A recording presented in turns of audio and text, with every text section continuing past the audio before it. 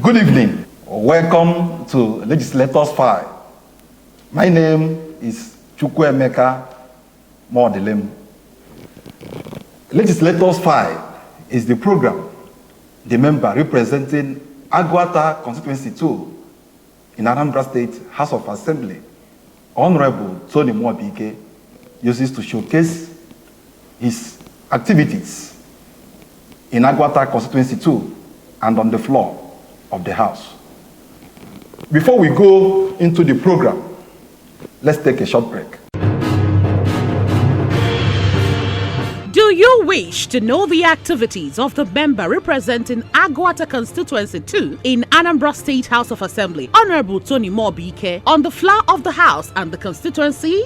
Then join the Legislator File. The Legislator File is a program Honorable Mwabike uses to showcase his legislative activities in order to give his constituency effective representation. To watch the Legislator File, tune to ABS Television, channel 113 on Star Times, Mondays at 8:30 p.m. You can also watch it on Facebook via Anambra Broadcasting Service and the Legislator Anthony Mwabike. Go to YouTube and visit the Legislator and other ABS online platforms.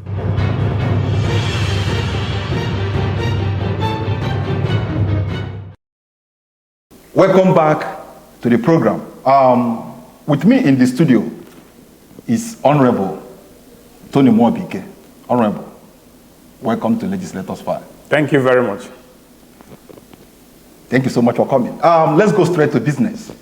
Last week, Anambra State House of Assembly passed a resolution urging Governor Chukwuma Soludo to direct the Commissioner for Local Government, Chieftaincy and Community Affairs, Honorable Tony Collins Mwabumwanne, to cause the Department of Chieftaincy and Town Union Matters in his ministry to task religious and other community leaders to create awareness about the law that controls burial and funeral ceremonies in Anambra State.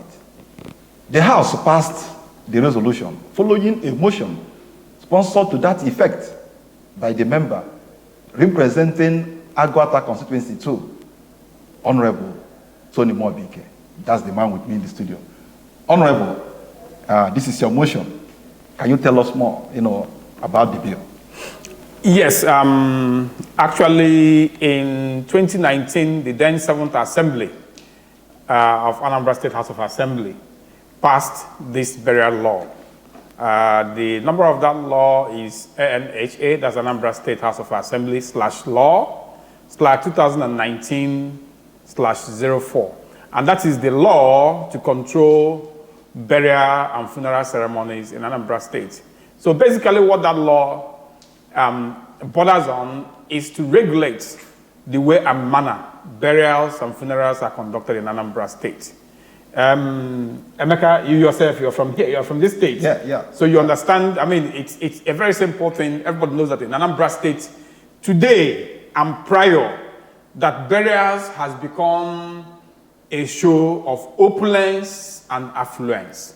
People no longer regard burials as solemn ceremonies, a time to reflect on the life and times of the departed, a time to pray for the sweet repose of the soul of the departed, a time to mourn, basically. That's what funerals and burial ceremonies are. Significantly, that has changed in Anambra State. It is now a time for people to show off their wealth. But that is not the problem. The problem is that this show of wealth has moved from the well-to-do, because, if you can afford to spend your money, why not? Yes. Nobody cares. But the problem is that it is now affecting the poor in Anambra State. People now try to create face. The people don't want to make it look like, oh, I'm the poor person. So everybody wants to show, oh, I can afford it. Even the people who cannot afford it. So what obtains this day is that people go out of their way to sell lands, to sell properties. Some even borrow loans. Yes. Yeah, people even take loans just to impress. So the underlying factor there is to impress. Yes. They want to impress the public. It has even transcended beyond impressing the public. It has now transcended to a level where people from the villages now see burial ceremonies as a time to go and eat and drink and marry. So now you see people conducting burials where you have poor bearers, they just keep dancing around with a casket as if it is a merriment affair. Meanwhile, we're talking about a departed soul. Even for young people, they still dance around with the caskets. You have people who are making and selling these caskets, displaying them openly, as if they are displaying costumes and cars, but these are caskets. Now, you have people blocking streets without permits, disturbing passers-by, disturbing businesses, and disturbing neighbors, just because they are conducting burials or funerals. You have people shooting guns, throwing away cannons, destroying properties, just because they're having burials.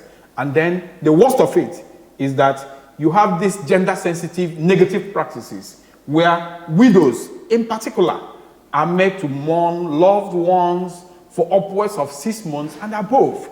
So during that mourning period, she has to be made to wear a particular kind of clothing. She has to be made not to go to market, not to go to anywhere, depending on where you have the communities involved. And these are negative practices. I have a friend of mine, I mentioned it in the house when I was moving this motion. A friend of mine recently lost his mom. And he told me that one of the requirements is that they have to go and inform the family of the woman, of the deceased, that she's gone. And then part of the requirement, they just don't go there, walk in there, tell them and walk away. No. They go there, they have to bring a cow for the male folk, they have to bring a goat for the female folk in that family. So today in Anambra State, a sizable cow is upwards of 500,000 and above. A sizable goat is upwards of 100,000, 100,000 and above. So we're talking about over ₦500,000 naira just to go and inform the family of the woman. So you can now guess how much the whole funeral will now cost. And then when they do that, it has become an established norm. The next person who loses a mom is expected to do the same.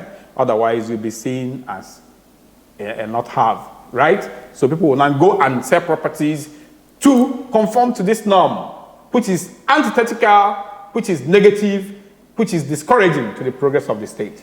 So this motion is now bordered upon getting the relevant authorities, because Section 30 of that law specifically talks about enforcement, and it empowers the Department of Town Unions and the chieftaincy matters within the ministry to liaise with both community leaders, the clergy, and all those people for enforcement. There are specific requirements there, but it talks about enforcement, like it talks about creating monitoring groups, monitoring committees within the communities to make sure that this law is enforced.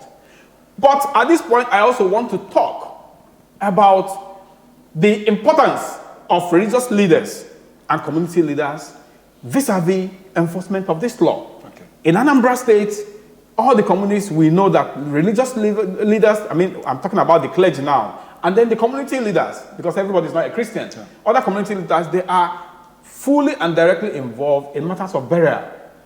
Okay? So, you have church services going on, you have the regulations there, it involves them.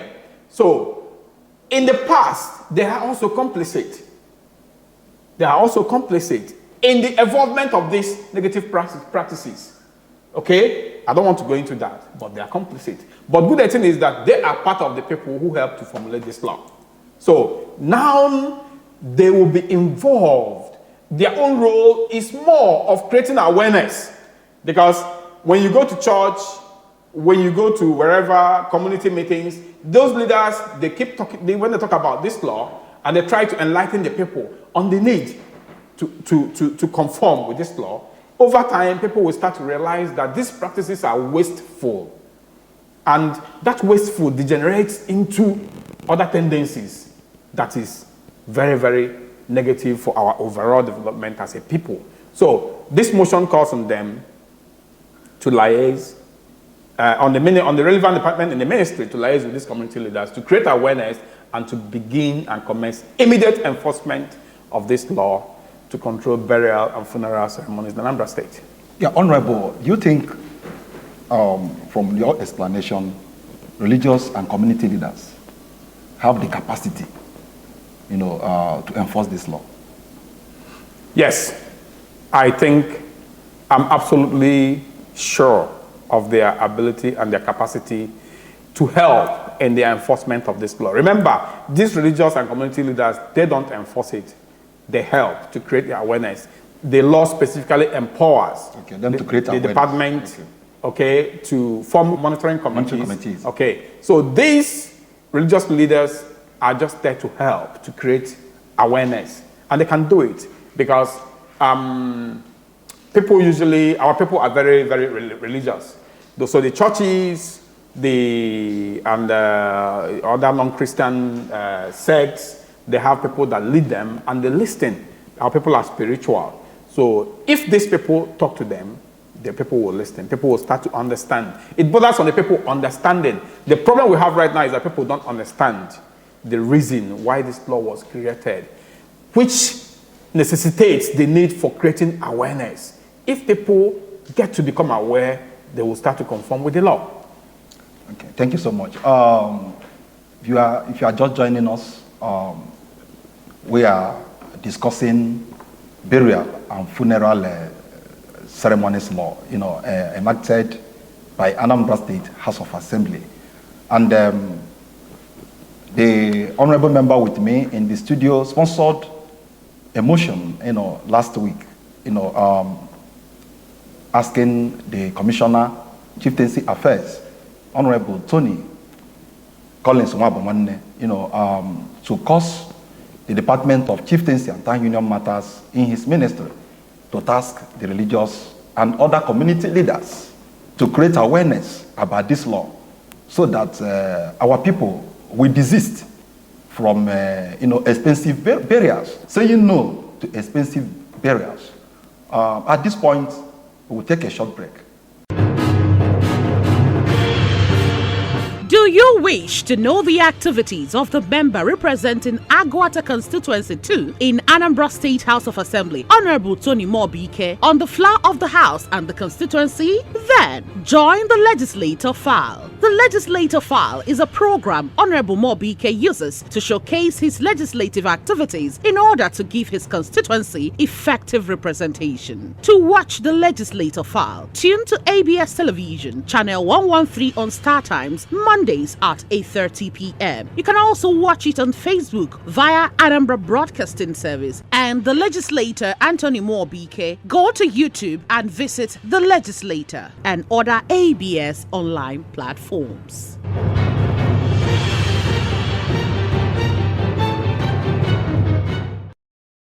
Welcome back. Honorable, we would like to look at one aspect of this law that says anybody who contravenes the law is liable to a 50,000 naira fine or 1 month imprisonment. For me, I think 50,000 naira fine is too small. You and I know that the well-to-do can afford to pay this money 1 million times. Why not 5 million fine or even 5 years imprisonment? What's your take on this? Well, I understand where you're coming from, but I want you to understand that the purpose of making laws is not to make people suffer. The purpose of making laws is to correct anomalies in the state and to get people to start to conform so that things will move right for the overall interest of the state. In as much as I also agree that the fine is not much, but as a lawmaker, I am more concerned with creating awareness, with getting people to understand the reason why this law was enacted. I believe that if our people understand the reason why this law was created. And if our people get to understand that the law is there to protect their own interest, because you don't gain anything by being wasteful, especially now that the economy is so bad. Things has gotten so bad. A liter of fuel today costs way over 600 naira, just per liter. So imagine if you're holding one of these expensive funerals and you have to fuel your generator or buy diesel or whatever you are using, just the cost of fueling alone is going to be too expensive.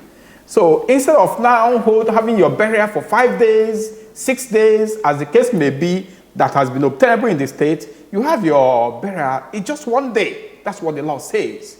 Okay? So, and other laws, other parts of the law. So if people conform to it, it's going to reduce drastically the money that people spend during these burials. Secondly, if our people understand that the purpose of this law is to help them in the process of paying tribute to the departed. Okay. I mean, you don't respect a loved one who has departed by wasting money. The law will help us realize that we can honor these people when they're alive. If you have 20 million to throw away when your mommy dies, why not use that money to take care of your mom or your dad when he's alive? And then when he's gone, you reduce your hand. Or if you still have a lot of money to spend, you can establish a charity in his name. A charity that will help the less privileged in his name. I believe the spirit of the departed will appreciate that more than wasting that money on food and drink. And above all, it will also help the families that are poor, that don't have the money during such solemn periods. They don't have to go and break the bank.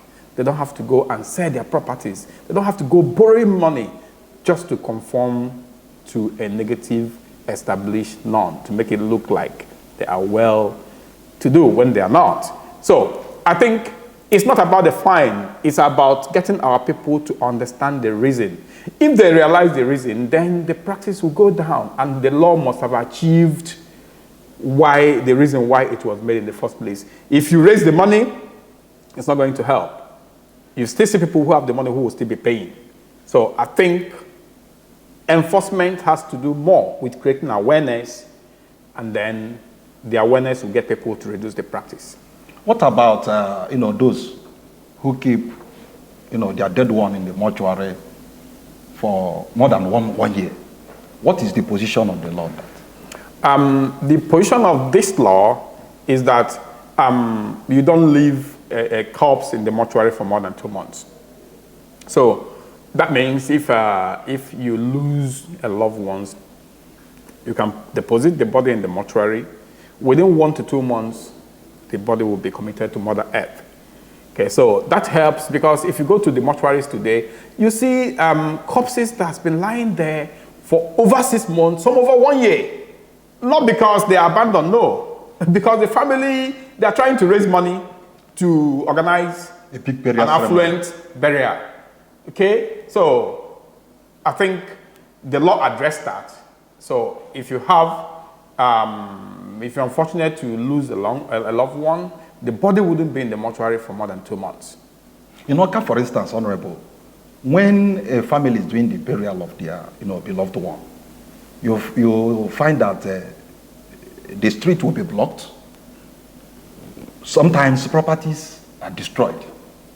How can the law be applied, in this regard, to put a final stop to this? Well, the law is very, very explicit in that regard.